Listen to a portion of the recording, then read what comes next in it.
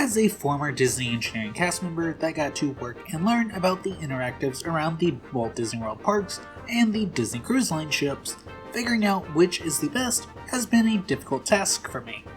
But I finally gathered all the information to create my ranking of every interactive queue around Walt Disney World. Now, to put some ground rules, in order for a queue to be considered interactive, it must have at least one of the following: animatronics or a B show in place of them that talk to the guest, screens and or physical items to play with. Screens that you only watch don't count. Magic Band or Magic Band Plus functionality, specifically in the queue. If it's on the ride and not in the queue, it does not count. A Play Disney app game that is displayed in the queue. Cast members that interact with you as part of the ride. If it doesn't follow one of those 5 rules, it doesn't count. And trust me, there's a lot of this. I do want to make sure I emphasize that I am not ranking these based on theming or how good the queue itself is. With all that out of the way, let's get started. Number 18, Alien Swirling Saucers. As much as I hate to put one of the Toy Story rides in last, I can't rank it higher anymore. Previously, there was a spinner in the queue for kids to play with.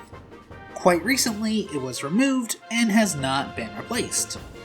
Since I started making this list prior to discovering that, I'm leaving it on. I do sincerely hope it returns and that people stop being so rough with it though.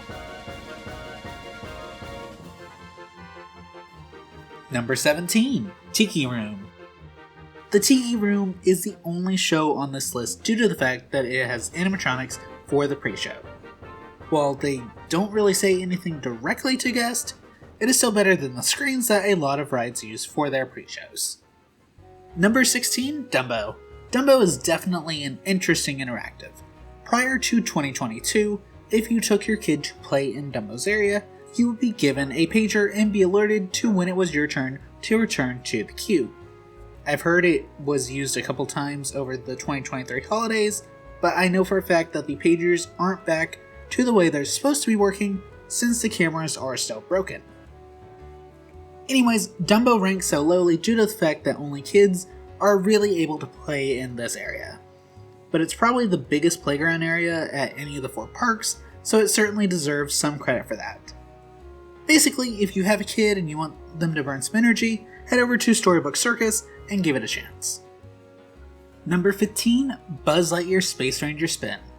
If you've watched some of my other videos, you know this is my personal favorite ride at Walt Disney World. Unfortunately, this list is based on the interactives, and Buzz really doesn't interact with guests too much. The theme is very nostalgic for me since it uses some of the art from Buzz Lightyear of Star Command, but depending on how long the lightning lane is, it is certainly possible to hear Buzz's spiel about new recruits a couple times before getting to move through the merge point. Number 14, Smuggler's Run. Hondo Onaka is currently one of the most advanced animatronics at Hollywood Studios. Much like Buzz on the Tiki Room Birds, he doesn't really interact with guests, so I can't rank him much higher than this.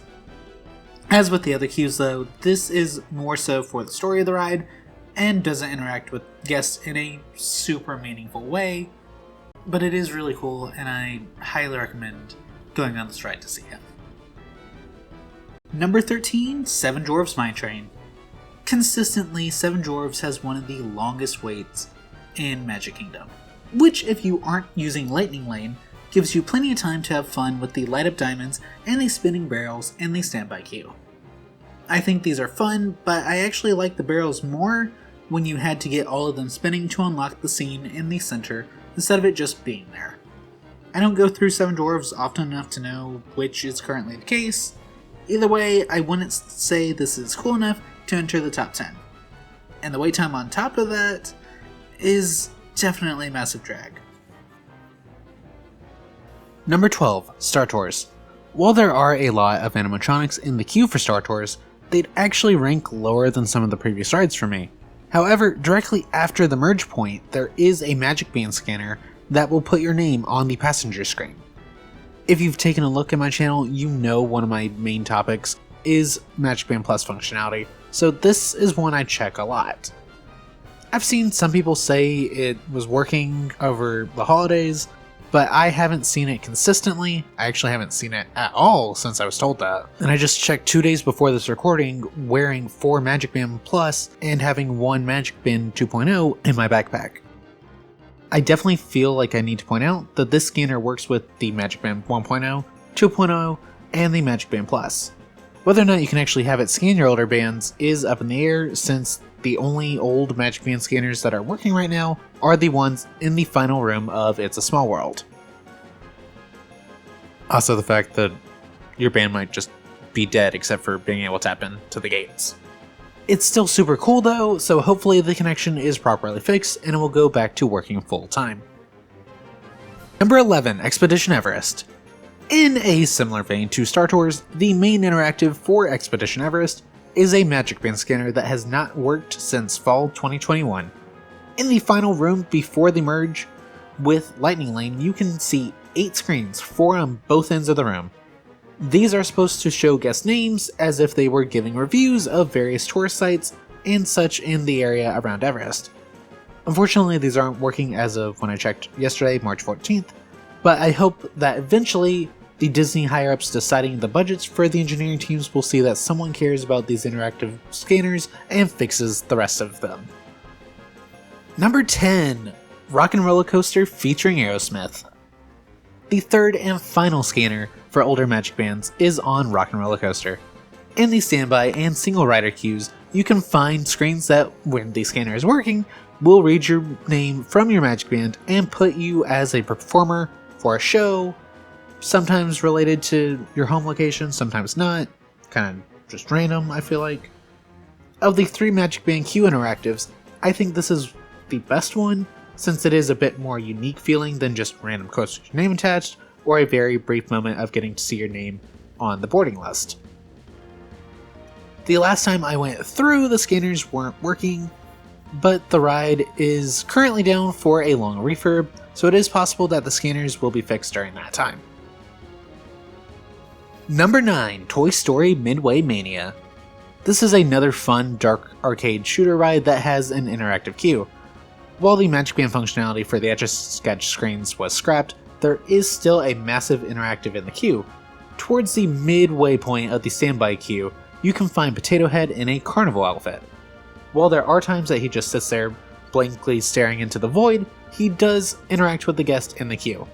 I've never seen it be like Turtle Talk with Crush, where he can respond to things going on, but he's still more than an exposition dump like a lot of the other animatronics. Number 8, Big Thunder Mountain. Along the walls facing the ride, you can find some TNT handles next to some spinners to play with. When you wind up the spinner enough, you can crank the TNT handle and it will cause an effect on the ride. I actually think that's really cool, but it's kind of hard to see except at night.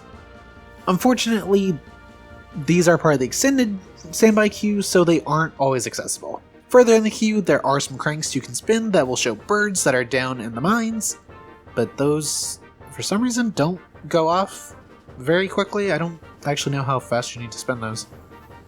There's also some cranks for power generators, which show little silhouettes of characters.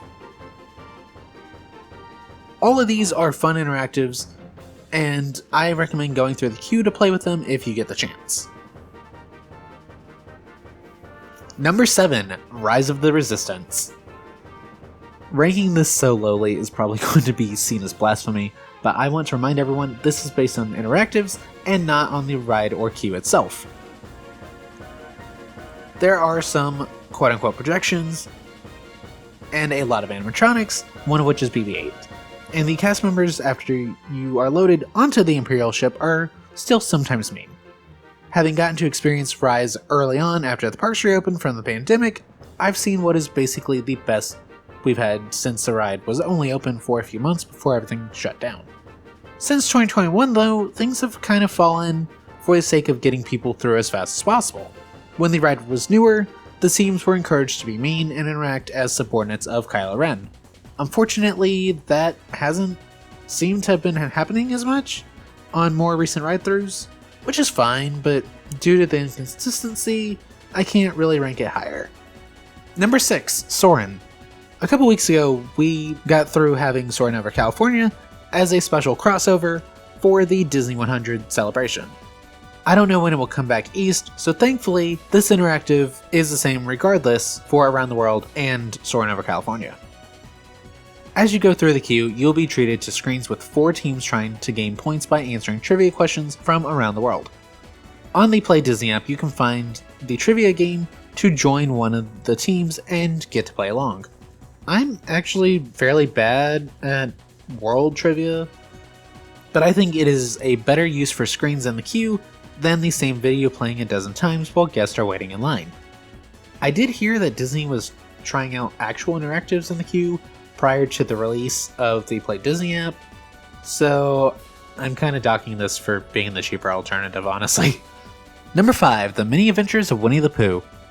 Here's a queue with about half a dozen different interactives. You've got the ball pit, the drums, Eeyore's house, Pooh's house, the Bumblebee playset thing, and the honey wall, because you have to have some screens somewhere. Now, some of these are for the theme, but you don't typically get to have the space to play in the sets that make up the theme, so I'm including them. The beginning of the standby queue is just one of the most immersive areas in Fantasyland, so it's a great benefit that it can be utilized for more than just photo spots. The Bumblebee playset is great for kids and has a lot of sound effects when the bees are moving along the track. And then the honey wall, while it's showing its age a little bit, is a great way to keep people engaged while they wait at the merge point. It's just a grand time, and I definitely recommend going through it instead of just using Lightning Lane if you're a fan of Winnie the Pooh. Number 4, Haunted Mansion.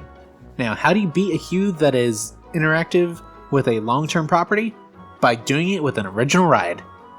Haunted's extended queue goes through the graveyard that is full of interactives for guests to play with. Right as you enter, there is a puzzle to solve for how everyone ended up in the graveyard. Then you've got water leaking out of the water grave, and a musical game to play, as well as one about pushing books, although that one didn't seem to be working the last time I went through. There's a lot, but like I said, it is in the extended queue only, so it does mean you might not be guaranteed to go through it. Now, there are some more interactives.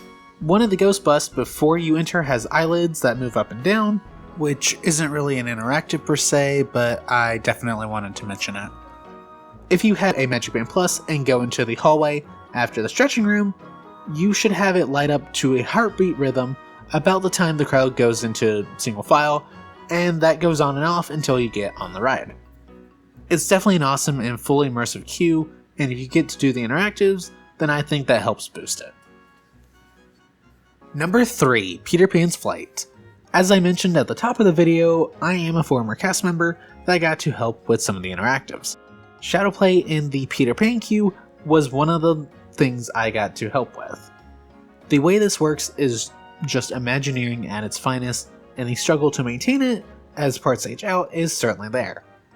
What most guests are likely to see is Tinkerbell playing around on the left or right side of the room, causing random decorations to move and light up.